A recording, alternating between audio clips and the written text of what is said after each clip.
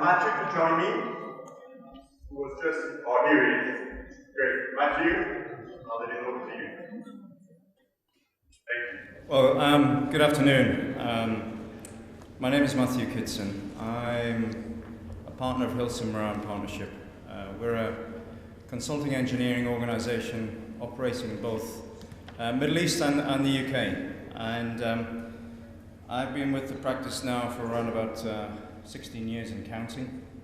Over those years, I've been working on building design and you know, in some respects, I've been lucky enough to work on building designs that have been forward-thinking for about 28 years. So I just wanted to take a little bit of a step back today and just give you sort of a potted history of my experience about what's happened in building design. I've been operating now and designing in the Middle East for around about 10 years now. And I can see some things coming into the Middle East that is very akin to what happened in Europe and what happened in the UK. So again, I just want to share some of that with you. The main subject here is legislation. Legislation is already changing in the Middle East and is about to change dramatically. So, where's my little clicker? There it is. It works. So here you all are. You are all part of the design food chain. Yeah, we all have different roles to play, from developers to contractors to suppliers to designers like myself. But certainly in my experience over the years, we can talk about lots of stuff and create real estate, but actually the biggest driver for everything is legislation. And as I say, I think now more than any other time, there's a tipping point, and there's quite a considerable amount of change to come. I guess those involved with design, and when this is obviously a Facades conference, those involved with design, it's kind of complicated actually.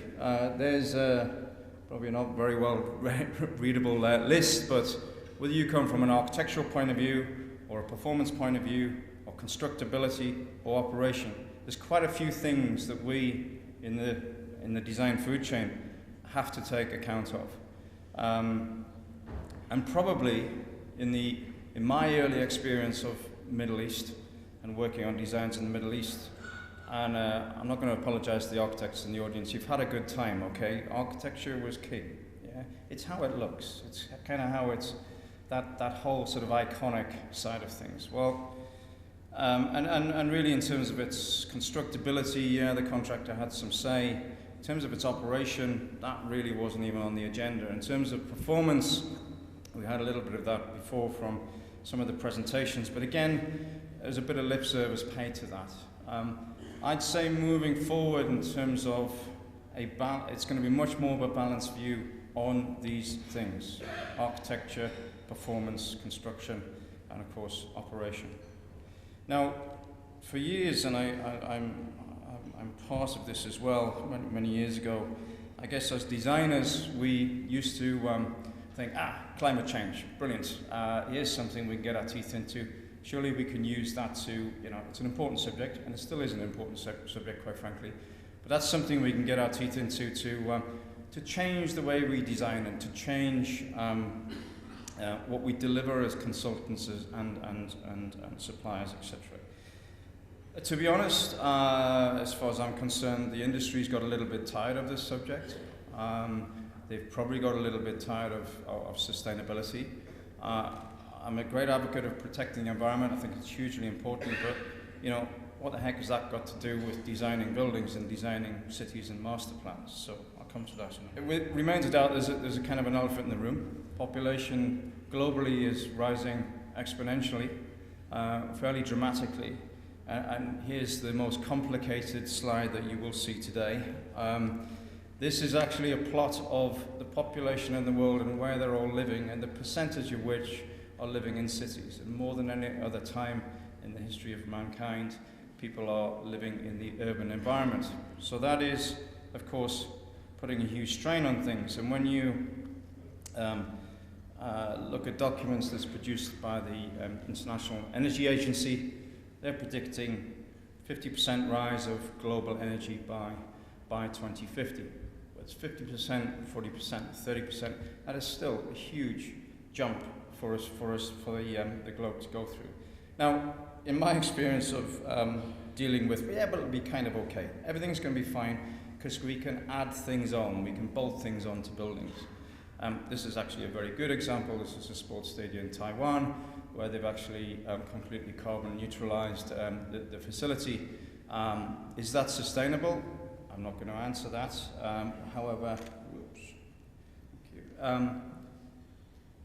economically, environmental, social, cultural, is that sustainable? I probably tick some of the boxes, but not others. So, is that the answer way forward? I would advocate not. Now, the problem is, before coming to the Middle East, I used to run our sustainability team in our organization, which was still is around about 40 consultants. And trying to define sustainability within our own consultancy, never mind talking about it with clients, is actually really, really complex. And I think this slide and these diagrams, more than anything, just really pictorially describes how difficult it is sometimes for people to get their head around stuff. This, for those of you who recognize, is a bunch of adverts that was issued by HSBC, which I think are hugely provocative and powerful. But this is the American muscle car, and some people think it's an item of freedom. Yeah, some people think it's a status symbol. Some people think it's responsible for the end of the world, effectively, in this planet. So, when you talk about sustainability, you have to realize and talk about efficiency and etc. You have to realize that people have a different perception on the subject, and really that dialogue and that discussion has to follow in that respect. But the reality is, let's have a little look at what's really happening. Some of you may have seen this before, but I like to show it because I've been in this town now for 5 years, and like any other city, it's been through, in any other city in the Middle East, it's been through a huge change. This is Doha in 1940. Yes, it looked like that. There wasn't much here. And then basically 1973 was the first evidence of master planning within Doha itself. And yes, the roads were still like that. In some respects, the roads are still like that. But here's Mr. Camel. They're still around, but they're a little bit further out from the city now.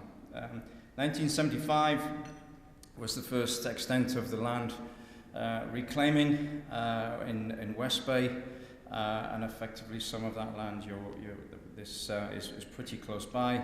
And then this was in 1980 with the whole West Bay and the whole formation of the Corniche.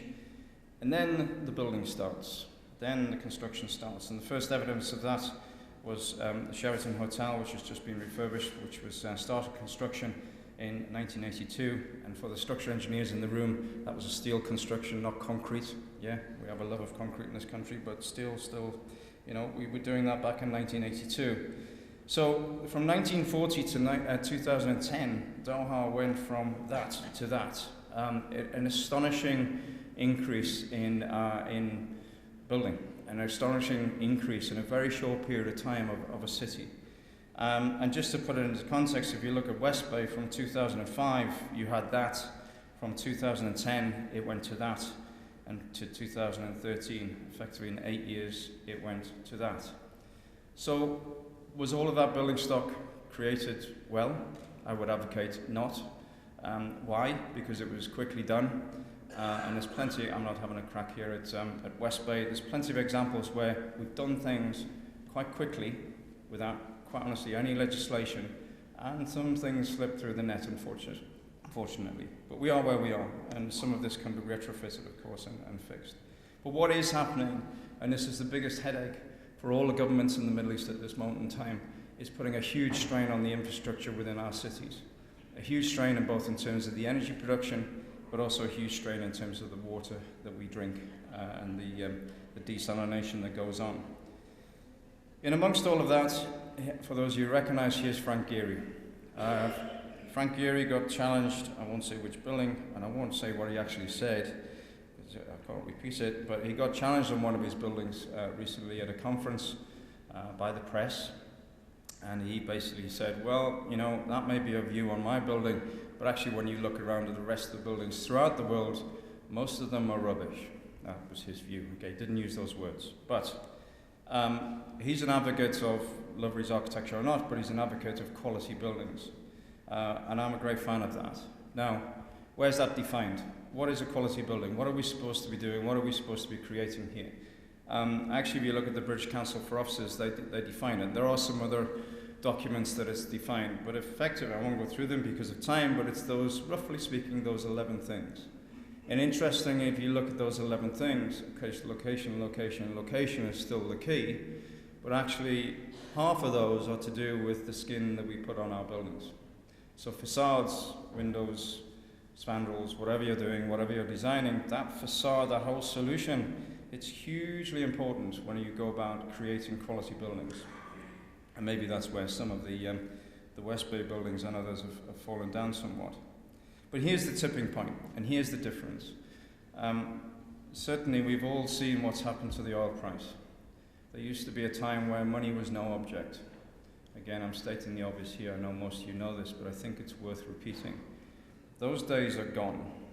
Yes, there's still money around, but actually what's happening now, and what you saw before, infrastructure and the strain on infrastructure with the growth of our cities. Our governments in the Middle East don't have as much money as they used to have to run stuff. So something's going to change, and that change, I firmly believe, is legislation, and legislation to drive things more responsibly. This is Saudi Arabia. Saudi Arabia, there's various versions of this, and you don't take it on face value, but there's a general trend here. I think the really interesting thing is everybody thinks of Saudi Arabia as a net oil exporter. But there are various studies. If Saudi continues using energy in its buildings, mainly, and for desalination, in the rate that it's doing, by 2038, 2040, it actually will be a net importer, still exporting, but a net importer of oil. Can I get your head around that? They're using far too much of their own oil they produce to power their own country and to power their own cities. So they're looking at stuff now. They're looking at changing legislation in a big way to drive efficiency. Now, they're doing that off-grid, of course, and you can see the investment in solar fields in a big way, but they still have to retrofit and change the way that their cities are procured, both their existing stock and, of course, the new real estate that we deliver and design. So here is the challenge somewhat. And again, don't take these figures too accurately. It can vary somewhat depending on city to city, but roughly speaking, the energy that's produced in our Middle East cities, about 80% of that energy is used to power buildings. Out of that 80%, 70% of that is used to power air conditioning. And out of that air conditioning breakdown, around about 50% of that is down to the load created by the skins on our building, the facades. So it's the 80, 70, 50. You've heard it here first. But seriously, what we do in terms of the energy efficiency going forward of our cities, a huge amount of importance should be placed and will be placed, because I know what's coming, will be placed on the energy efficiency of our facades. Now, some of you may be sitting there saying, yeah, I've heard all this before, that's all fine, but it's happened. And it's happened, first of all, in Europe. Let me talk to you a little bit about Europe. Back in the 1990s, European Union, which the UK is just about not to be a member of anymore, but let's not talk about that. Back in the 1990s, the European Union realized that it was spending a huge amount on the energy consumption of its buildings. Economically, the whole sustainable economics of Europe was really being hurt by this. So they brought in a number of fairly revolutionary energy master plans that were applied to cities, that were applied to renewable technologies, wind power, solar, but had a big impact also on legislation in buildings itself. One building that I was lucky enough to be involved with back in 1990 was Commerzbank headquarters.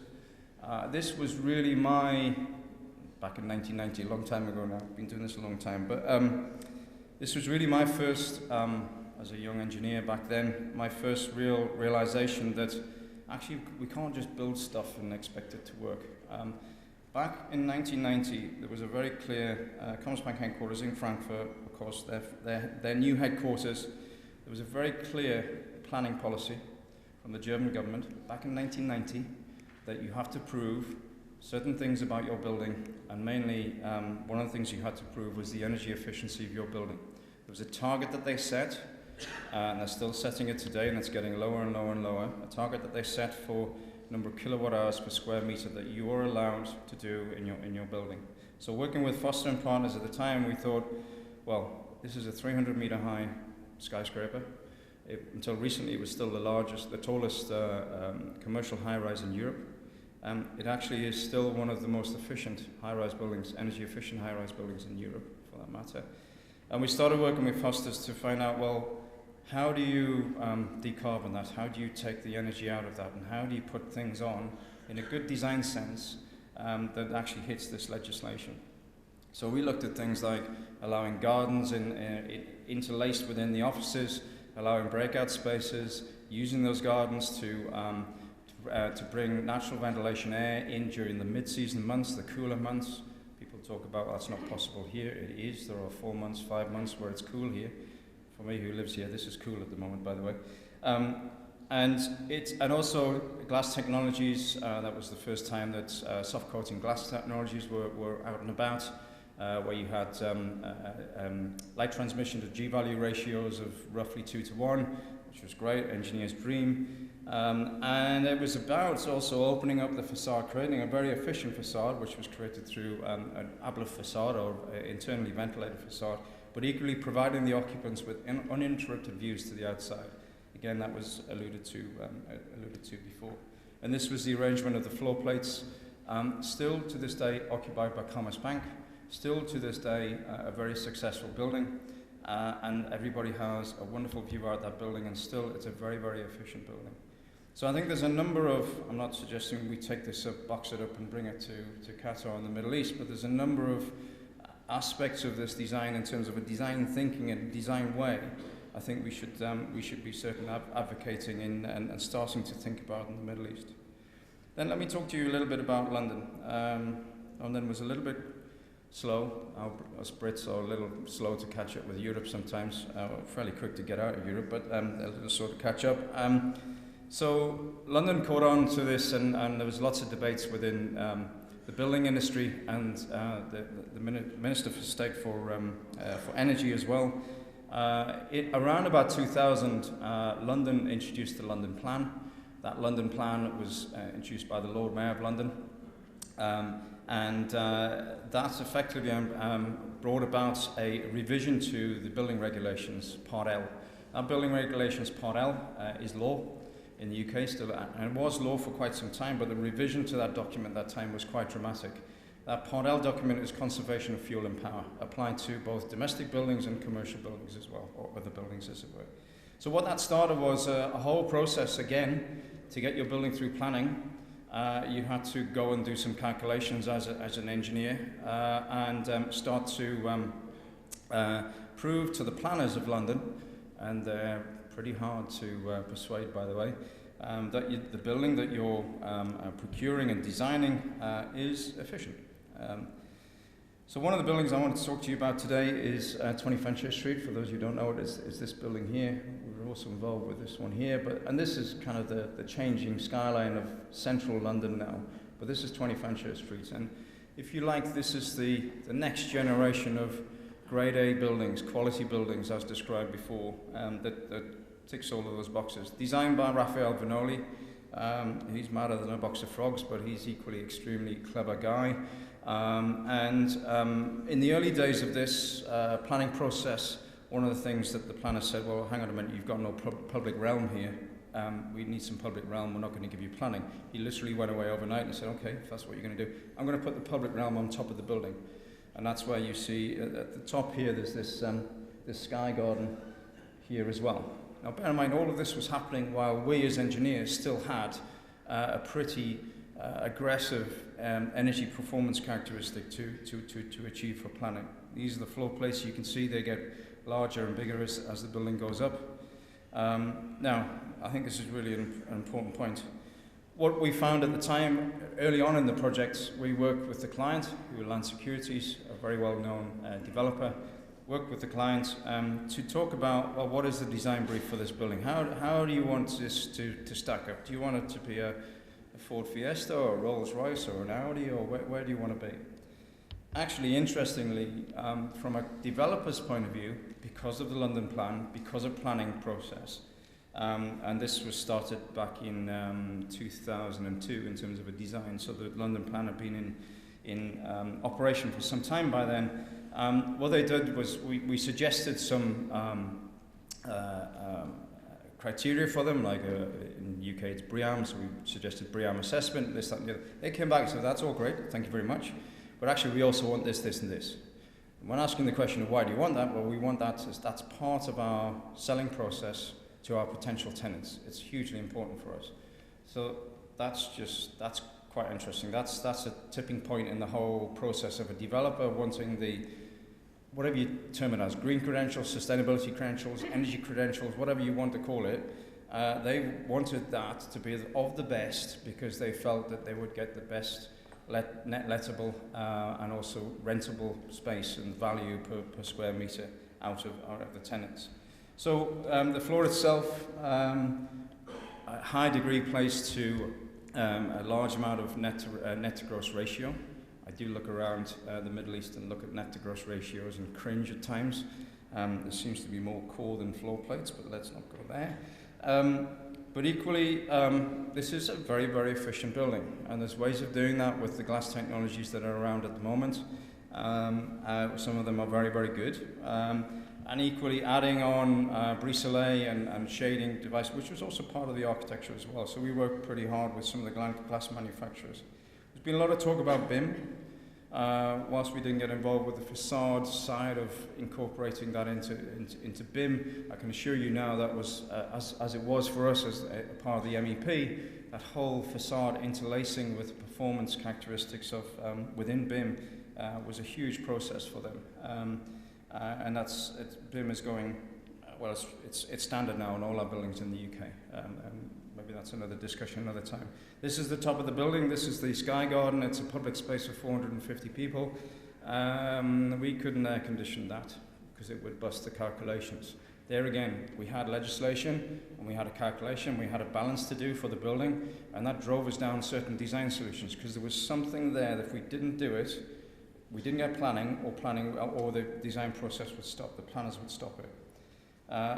One of the things that we do have in the market now as consultants is some analysis tools, which are great, and actually what's happening now is we're using these to satisfy ourselves, of course, and minimize our own risk on some of these different ways of thinking about building design, but equally this sort of simulation now is being used as part of our planning process. That's starting to happen within Qatar and the Middle East as well. This is the Sky Garden at night, a hugely successful space, creates a lot of revenue for the client as well. It's pretty much the restaurant waiting list. There's 3 restaurants up there. The waiting list is about 2 months at the moment. Massively popular space. But that actually is a very, very comfortable space throughout the year. And that's partly down to the type of glass that we're using and the ventilation strategy we got. So that's 20 Fenchurch Street as it is today on the skyline.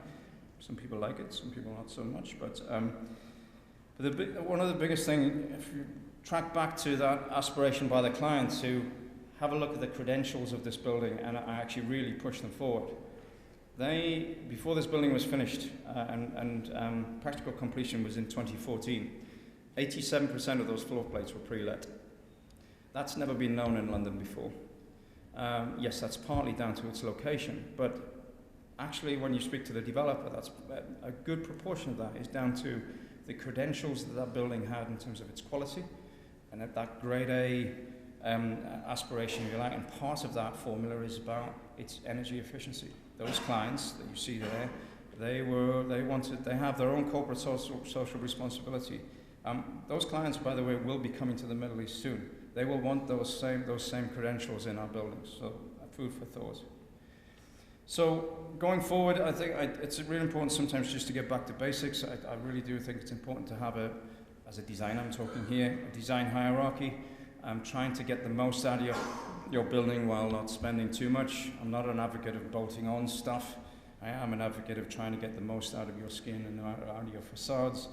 And actually, if you do that properly as a designer, there's many ways to do that, by the way. It doesn't have to be all vanilla designs. There's lots of ways of producing that and delivering that. But you'll see that the first two things that we do is skin. Two things we do is facades. That's really, really important. The last thing we do is bolt PV on the top of the roof. There's lots of sustainability frameworks around.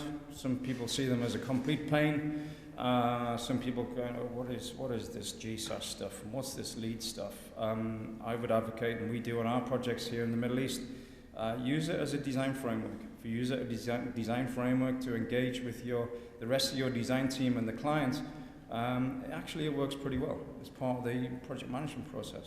And there's ways of doing it. And this stuff will become mandatory, by the way. We're already seeing in LaSalle that it's mandatory to have GSAS 2 stars as a minimum, and incentives to go higher stars. There are some technologies around that excite me as an engineer. Electrochromic glass is one, for example. I do think that is one of the future products for our, if the price point is right, which is not too far away. I do think switchable glass, solar state as well as light state is one of the ways forward for our building designs. I do also think it's getting to the end of sequential construction. You can't really kind of get quicker. One of the things I am seeing in the Middle East, mainly born out of some of the stuff that we're looking at China, is prefabrication and the rise of prefabrication. This will happen more and more here, especially as legislation tightens up. This is an organization called Unitized Buildings. If you haven't looked at their stuff, please do so. What they're producing around the world is quite sensational. That is a unitized building, and it's a pretty darn good quality unitized building. All of that is prefabricated off-site. All the facades are prefabricated off-site. So quality in terms of construction is pretty much guaranteed. So I think we'll see a lot more of that. I haven't got time to go into this, but there are some benefits in terms of waste, construction traffic on site, embodied energy. It just makes sense, and I do think that we'll see more and more of this. There is, however, though, with this legislation coming, we shouldn't forget that we design buildings for us, and we design buildings for people. So whilst doing all of this, what I wouldn't want to see in the market is, oh, we need less glass and we need more solid stuff, because that's going to be more energy efficient, right?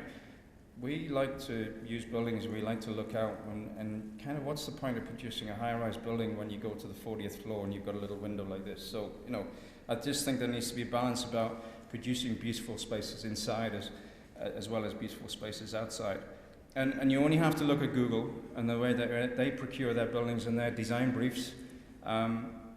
They have a very specific way of what they want. They know that the environments that their people